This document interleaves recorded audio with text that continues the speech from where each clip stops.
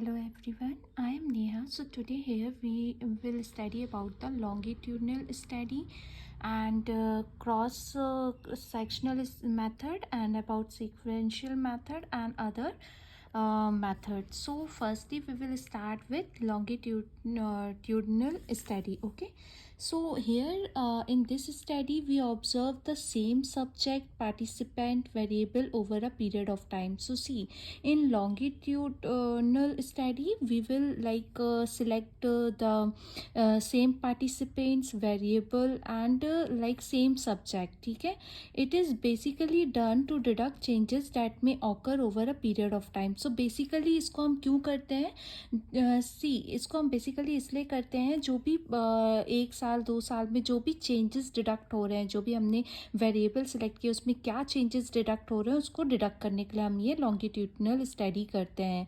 ये जो रहता है it can be very in time रहता है from 1 week to many years. So see, ये जो मेथड है ये लॉन्गिट्यूडनल स्टडी है. लॉन्गिट्यूडनल का मतलब ही होता है लॉन्ग स्टडी. तो ये जो मेथड है लॉन्ग टाइम टेकिंग रहती है, बहुत टाइम कंज्यूमिंग रहती है, एक्सपेंसिव भी रहती है, बिकॉज इसमें जो रहता है हम एक ग्रुप ऑफ पीपल्स लेते हैं. जैसे कि फॉर एग्जांपल हम ले लेते हैं, जैसे हमने 50 चिल्ड्रंस लिए 5 इयर्स एज ग्रुप के. ठीक है, तो उन पर हम स्टडी करते हैं, उन पे हम डिडक्ट करते हैं कि क्या ईयरली 6 मंथ्स में क्या चेंजेस आ रहे हैं. ऐसे हम उनको मंथली ईयरली उनके चेंजेस को डिडक्ट करते हैं. That's why it's a time taking. ठीक है, एंड ये बोल रहे हैं कि it can B establish cause and effect relationship between variable. Yes, ये जो होता है ये कॉज एंड इफेक्ट रिलेशनशिप, जो हमने वेरिएबल लिया उसका क्या कॉज क्या इफेक्ट होंगे उस रिलेशनशिप को एस्टेब्लिश करता है. जैसे कि मैंने आपको पहले बताया कि ये time consuming process and expensive है, तो यस ये है. तो एक एग्जाम्पल के लिए मैंने दिया है कि एक स्टडी कंडक्ट करते हैं टू ऑब्जर्व करने के लिए demand of online education in the year between 2019 and 2025. सी, तो यहाँ क्या हो रहा है कि हम इसका एक एग्जाम्पल दे रहे हैं कि अगर हम एक स्टडी कंडक्ट करते हैं, जैसे कि अभी लॉकडाउन था, कोविड था, ओके, तो ऑनलाइन एजुकेशन की क्या डिमांड थी 2019 और 2025 के बिटवीन में, वो हम स्टडी करने के लिए लॉन्गिट्यूशनल स्टडी कंडक्ट करते हैं. तो ये क्या रहता है, लॉन्ग टाइम टेकिंग रहता है एंड इससे हमारा जो रहता है लॉन्गिट्यूशनल स्टडी यहाँ पर क्लियर होता है. ठीक है, देन हम आते हैं क्रॉस फंक्शन सेक्शनल स्टडी में. क्रॉस सेक्शनल स्टडी इसे आप समझ ही रहे होंगे कि क्रॉस टुकड़ों में. ठीक है, ये जो रहता है ये डिफरेंट रहता है लॉन्गिट्यूडनल स्टडी से. ये जो स्टडी रहता है ये ऑब्जर्व करता है डिफरेंट सब्जेक्ट को, participant, variable at the same time. Longitudinal में क्या था, हम जो है एक सेम ग्रुप को, सेम वेरिएबल को, सब्जेक्ट को टारगेट कर रहे थे, पर यहाँ हम क्या करते हैं डिफरेंट पार्टिसिपेंट वेरिएबल को टारगेट करते हैं. ये जो है बेसिकली डन होता है to compare the difference among selected subject. ठीक है, अब जैसे हमने डिफरेंट ग्रुप्स को हमने उन पे फोकस किया, तो हम क्या करते हैं उनके डिफरेंसेस देखते हैं, जैसे उनकी इनकम, वेट, एज, इनके डिफरेंसेस को डिडक्ट करते हैं. ठीक है, it can not establish cause and effect relationship between variable. इसमें लॉन्गिट्यूड में क्या हो रहा था, वो एस्टेब्लिश कर रहा था cause and effect relationship between variable, पर यहाँ पर ये ऐसा नहीं होता है. ठीक है, ये जो स्टडी है ये क्विक होता है in comparison to the longitudinal study. ये इसलिए रहता है क्योंकि इसमें हम सेम एज ग्रुप वालों को फोकस नहीं कर रहे हैं, लंबे टाइम के लिए फोकस नहीं कर रहे हैं. यहाँ पर हम क्या कर रहे हैं, स्मॉल डिफरेंट पार्टिसिपेंट्स को स्टडी में ला रहे हैं, उन पे हम स्टडी कर रहे हैं. इसलिए ये जो होता है लेस टाइम कंज्यूमिंग रहता है compare to longitudinal study.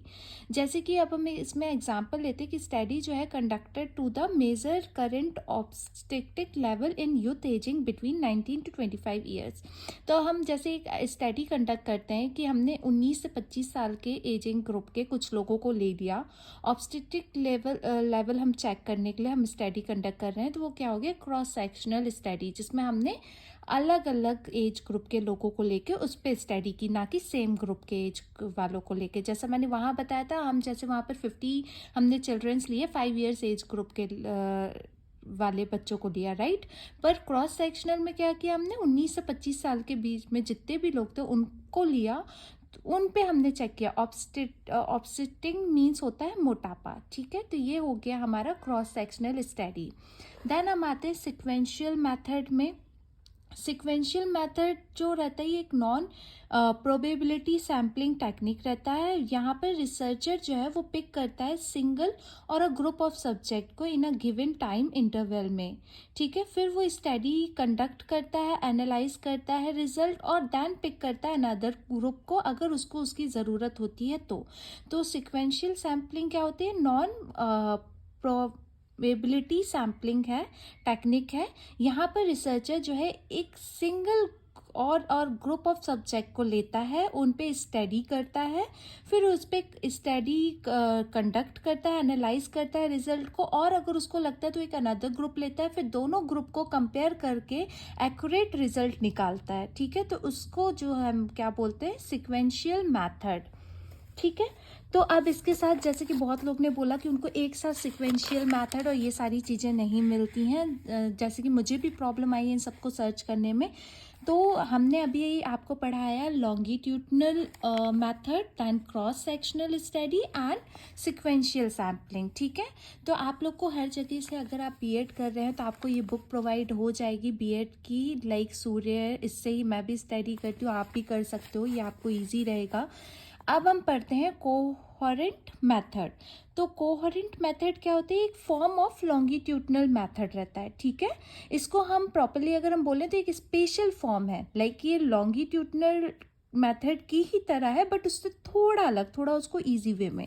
Longitudinal method क्या था, टाइम टेकिंग था, बट यहाँ पर क्या रहते हैं, यहाँ पर वहाँ पर हमारा जो एक एक्सपर्ट, वहाँ पर एक एक्सपर्ट रहता है जो कि स्टडी करता है ग्रुप ऑफ पीपल की, तो अलग अलग डिफरेंट वेरिएबल की, तो वो टाइम टेकिंग हो जाता है। बट कोहेरेंट मेथड में क्या रहता है, ये एक फॉर्म ऑफ लॉन्गिट्यूडनल मेथड है, पर यहाँ पर ग्रुप ऑफ एक्सपर्ट जो है वो इंक्लूडेड रहते हैं, ठीक है। वहाँ पर ग्रुप ऑफ एक्सपर्ट नहीं है, यहाँ ग्रुप ऑफ एक्सपर्ट है। अब सी, अगर एक्सपर्ट किसी प्रॉब्लम को स्टडी करेंगे तो वहाँ पर चांसेस हैं कि जो हमारा कंक्लूजन होगा उसमें एरर आएगा, राइट। तो इस चीज़ को, इस प्रॉब्लम को अवॉइड करने के लिए, जो कंप्लीट स्टडी को कम टाइम में करने के लिए और इस प्रॉब्लम को सॉल्व करने के लिए कोहेरेंट मेथड को हम यूज़ करते हैं, ठीक है। तो ये मेथड जो है और ये जो अप्रोच है, यहाँ पर ग्रुप ऑफ एक्सपर्ट जो है वो एक साथ स्टडी करते हैं, चाइल्ड के डेवलपमेंट पे फोकस करते हैं। जैसे कि हमने बोला कि हमने एक ग्रुप ले लिया, ठीक है, 50 स्टूडेंट्स लिए 5 ईयर्स की एज के, ओके, एंड उस पर स्टडी किया। अब ग्रुप ऑफ एक्सपर्ट है हमारे पास, वो एक साथ मिलके उस पर स्टडी करेंगे तो इससे टाइम कम लगेगा, ठीक है। जो मेथड है, जो कंक्लूजन निकलेगा वो एक्यूरेट निकलेगा, और इस मेथड ये यूजफुल तब रहेगा जब जो एक्सपर्ट हैं, ग्रुप ऑफ एक्सपर्ट है, अगर उनके बीच में म्यूचुअल कॉन्टैक्ट है, ठीक है, अच्छा कोऑर्डिनेशन है, तो इससे क्या रहेगा, ये मेथड एक्यूरेट निकलेगा। अगर जो ग्रुप ऑफ एक्सपर्ट है उन्हीं की नहीं बन रही है, बीच में अच्छा कोऑर्डिनेशन नहीं है, तो फिर कैसे रिजल्ट अच्छा निकलेगा। तो दैट्स वाई कोहेरेंट मेथड क्या होता है, ये एक फॉर्म ऑफ लॉन्गिट्यूडनल मेथड रहता है। इसमें क्या रहते हैं, ग्रुप ऑफ एक्सपर्ट रहते हैं। अब एक्सपर्ट स्टडी करेंगे तो ये नॉर्मल है कि चांसेस रहेंगे एरर के, और अगर इसमें हमको इस प्रॉब्लम को सॉल्व करना है और स्टडी को कम टाइम में कंप्लीट करना है तो हम कोहेरेंट मेथड यूज़ करेंगे। और इस मेथड ऑफ अप्रोच में क्या करेंगे, जो ग्रुप ऑफ एक्सपर्ट रहेंगे वो एक साथ स्टडी करेंगे, चाइल्ड के डेवलपमेंट को चेक करेंगे, ठीक है, और फिर उसके बाद जो मेथड, जो स्टडी का रिजल्ट आएगा वो एकदम एक्यूरेट आएगा और लेस टाइम कंज्यूमिंग होगा। तो यहाँ पर आज हम यहीं पर इस सेशन को ख़त्म करते हैं, कोहेरेंट मेथड को। फॉर फर्दर अदर मेथड के लिए मैं बहुत जल्दी वीडियो अपलोड करूँगी। Thank you everyone, thank you.